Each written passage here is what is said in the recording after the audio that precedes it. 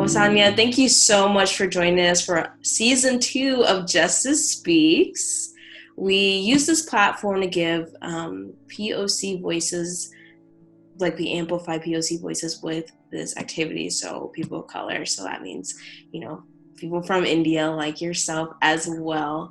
Thank you for reaching out and wanting to share your knowledge with us today. Yeah, I'm really glad I could. So just kind of tell me about yourself. Like, how do you identify and where are you from?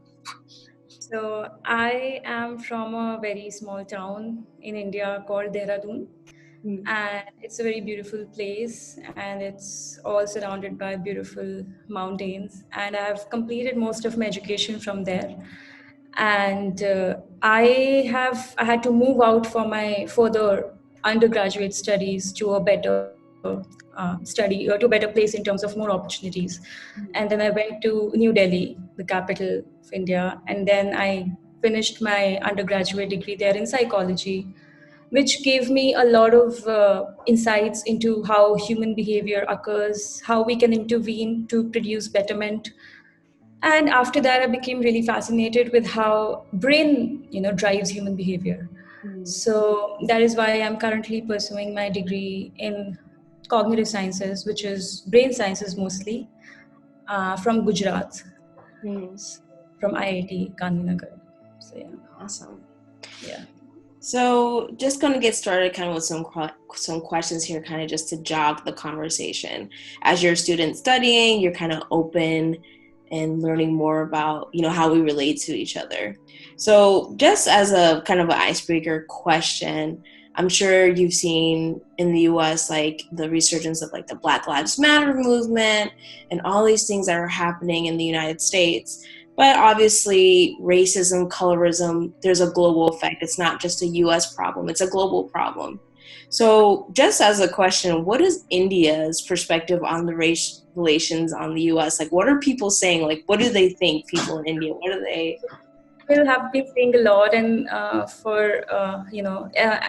soon as it gained some momentum in the US, so everything got spread over social media, and Indians were really excited and ignited to raise their voices. So especially the youth, in terms of the population which is most aware about these things, they raised their voices. They really condemned whatever happened and whatever has been happening over decades, over centuries. So so yes, Indians do tend to have the knowledge that it is something which is not right, but at the same time, when colorism happens over India, they sort of become oblivious to it. And that is where the inconsistency lies in our attitude towards discrimination abroad as compared to our attitude towards discrimination back home. And also, if we talk about people who are very influential, like the movie stars, they also tend to condemn such kind of acts of violence, but at the same time they are also endorsing beauty creams which help you become fairer. So while it's good that people are raising their voices, but at the same time India will also benefit as a country if they also looked deeply what deep rooted issues are over in our country in terms of discriminating based on some features which are not relevant. Right. And so one company, I have an example which comes to my mind right now, that it could be we could probably look at it as a good indication of what might have to come in future, is that a brand called Fair and Lovely. So there's a brand that goes, right? Fair and Lovely. So that has changed its name. So it's Fair and Glow now. Sorry, no, it's Glow and Lovely. I'm sorry. It's Glow and Lovely. Glow Okay. and So they removed the term fair from it. So it's kind of have a it kind of has a very good impact on the society in terms of media trying to not idealize white as a standard of beauty. So they changed the name of the cream, but does it It, still do the same thing, or have they changed so it? that's the point. I mean, have they still? Mm. What are the ingredients, and were they lying to us before, or are they going to change their ingredients now? How will it? How will the general public react to it? So there is a lot of controversy going on around it, but it's just a way to see it, like how massive the impact was, that now people now these now these brands, these beauty brands are actually being called out. And Mm, this is a good indication if something is better than nothing. So yeah. at least creating some sort of awareness. Yeah. And so you yourself, you're of a fairer complexion, so you may not feel the colorism, or is it something that you've experienced, or maybe seen Uh, family members who maybe, like I know being in a black family, my mom's a different hue than I am, but we're all still related, but we're part of the same family. Have you seen maybe a friend or a cousin suffer from colorism? Yes, I have. So it is mostly manifested when people talk about marriages, Mm, especially. So basically, when you look at matrimonial ads, and especially there is this intersection between gender and colorism. mm, So while it is kind of not a very favorable thing to to have a black skin even for men, mm, but somehow women tend to be more vulnerable to it, because if you look at the matrimonial ads that there are, most of them look for fair, light skinned, mm, pretty beautiful women, but those descriptions don't really occur in terms of how men are demanded. They mostly, for men, skin color is not that big an issue as it is for women. So I've seen my own family members, my own cousins, who might have trouble looking for sometimes a partner, which is very despicable if you ask me. But yeah. yes, from and they then there are certain these metaphors people use to refer to people who are dark skinned. Mm, So yeah. yeah.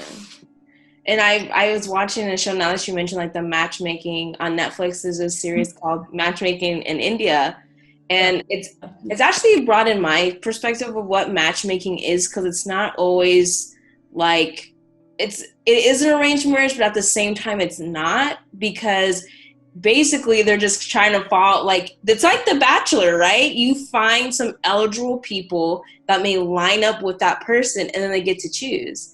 Actually, one of our volunteers, that was her experience, and I was like, well, it was. I mean, I was like, I don't want to assume that you had like an arranged marriage or anything like that, because I didn't know.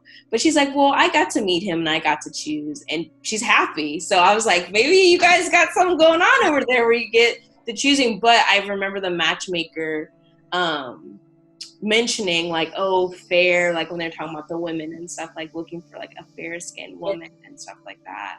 Yeah. So I thought it was really, really interesting. To be honest, I have like heard, the youth again not really favoring that kind of a show, Mm, uh, but I have not really watched it myself. So right now, I can only say about people's reactions to it, but mm, which is not very in favor of the show. But I have not watched it mm. myself. Why are they not in favor of it? Do they think that it's not accurate, or because they don't like the system, or why is that? They don't like the system. They don't like the system. They Okay, don't like. so they're like, let's, because I know on the show there are some people like they'll call it like a love marriage, and they're, so some people are like, the younger people were like, no, like I just found my person. Then some people were like, no, like bring the matchmaker in, like let's go. But yeah, I So can they don't understand like that the they. system, especially I mean, the concept of matchmaking itself seems to be like a forced union. Mm, So it's from the perspective of youngsters, it's kind of frowned upon. If mm. you about it. So that's something that they're trying to get away from. Yeah, right.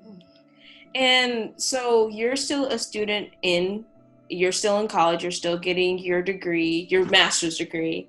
So being in your field, is there a lot of men? Have you felt a lot of discrimination, like where you're trying to go? Does it feel like women have paved the way, or you're still breaking new ground?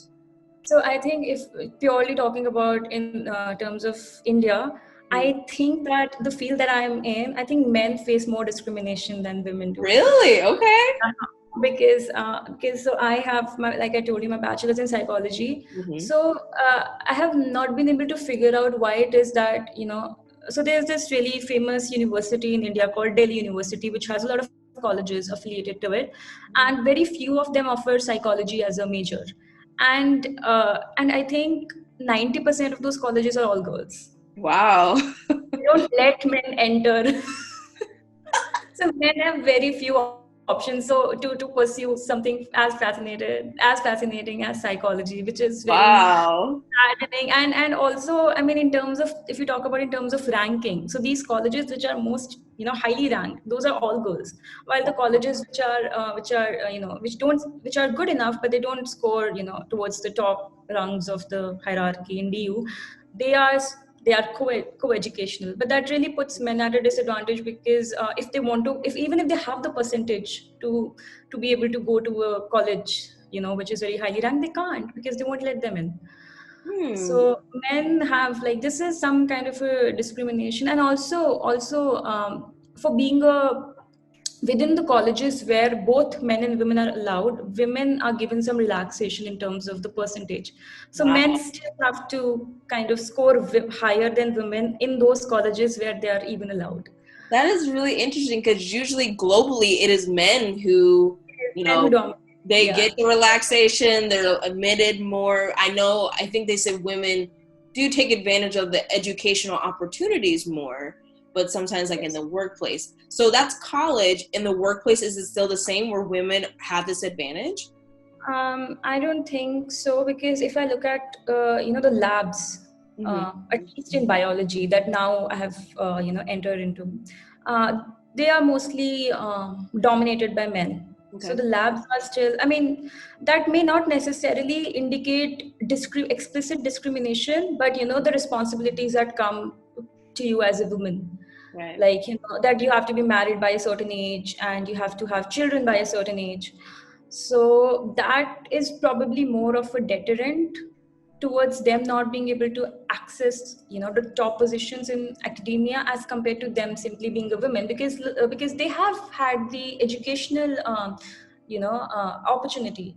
Mm-hmm. So but after they reach an age, it becomes, more responsibility driven for them. Okay. So they're saying like you should be at home taking care of your kids, that kind of expectation. Yeah, the Wow. maternal penalty. That's Yeah. interesting because it's like you have the education, but then will you not use it? That's really interesting that they're Yeah, like at first they at give least, them like up, yeah, but then at say least, stay home. at least in this domain that I am in. Yeah. Okay. And so you also, when we were chatting, you were saying that you kind of, in your mind, you kind of like had a scientific approach as to like why racism kind of keeps going on, or like what natural or what tendencies as people make racism stick around. Can you explain like to Yeah. me what Yeah. Yeah. like what your hypothesis is? Yeah. So essentially, racism is a form of a prejudice that we have towards, people of a certain group, like people of color. Now, the problem why racism exists is because people believe in the concept of human beings as belonging to different races, which Mm, is wrong. Because there isn't really enough genetic variation amongst human beings for us to divide them into subgroups, right. right? So that is not biological, that is socially constructed, which I'll talk about in some time. What is actually biological, what actually drives us to not like the other group of people, is fear. Mm, So we are fearful of the unfamiliar, mm, right? But then if every group is fearful of the other group, then why is there dominance of one group over the other, right? That's where the society enters, because on an average, then every group should have like an equal you know assertion over the other, if fear was the only thing. right. Now, when the society kind of propagates that one of these groups is better than the others, Mm, then it keeps on continuing, because over centuries, when people have been subjected to slavery and then they did not get enough opportunities, then then the cycle goes on and on and on. So people not only consider that group unfamiliar, but they also consider them incompetent. mm, So this unfamiliarity intertwined with incompetency is what keeps it alive. It wow. just keeps it. So the best part and the most effective way to deal with it is to explain to people why race does not exist amongst human beings, Mm-hmm.